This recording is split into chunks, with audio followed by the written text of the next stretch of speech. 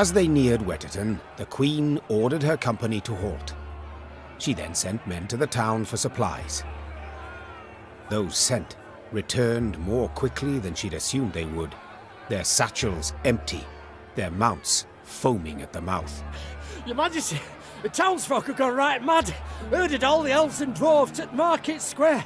'Tis a slaughter. The Queen knew well that if she failed to intervene, the town's streets would flow with non-human blood. Just as she knew her meager force might not subdue an enraged crowd.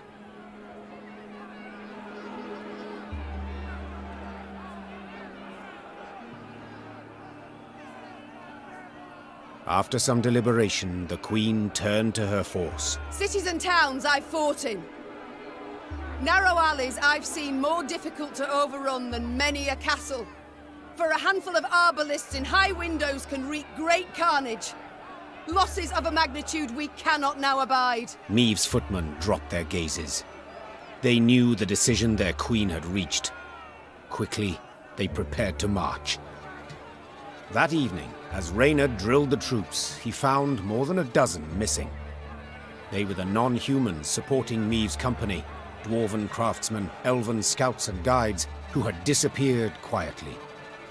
It was clear to all they would not serve a monarch who held the lives of friends and kin in such low regard.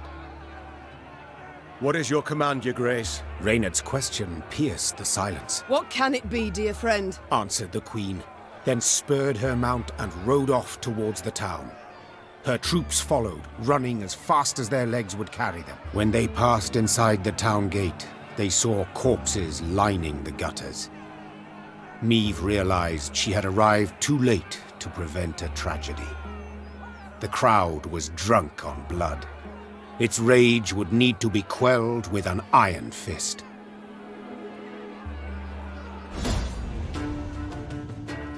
Happily, Maeve restored order without suffering any losses.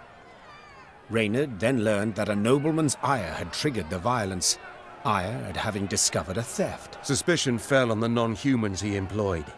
He accused them, they protested, and the row soon engulfed the town. But there's something else, your grace. Reynard gestured towards an aged man who stood grieving, his face in his hands. I've witnesses who claim the strays of Sparla are the thieves. Though the tragedy seemed the result of a misunderstanding, justice would have to be served. Those responsible for the slaughter would need to be punished. The question was, how severely? Your excuses I cannot accept, said the Queen. The vipers who called for the slaughter, they will hang. The rest... Majesty! A townswoman fell to Maeve's feet. Mercy, please! 'Twere words taken wrong, a misunderstanding. A misunderstanding? To don another's cape, pay out insufficient change, these are misunderstandings. What happened here was criminal, and you'll be punished as criminals. The condemned were hanged at once, without regard to the protests of kith and kin. Those non-humans who had managed to hide and survive made a most generous donation in gold to bolster the Queen's force. I'd like to say Wetterton's small melting pot of races lived on in harmony.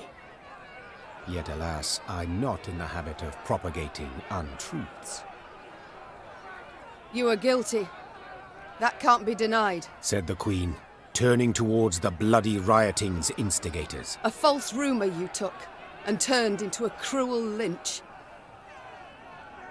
Thus punishment is your lot. A public lashing, fines, imprisonment.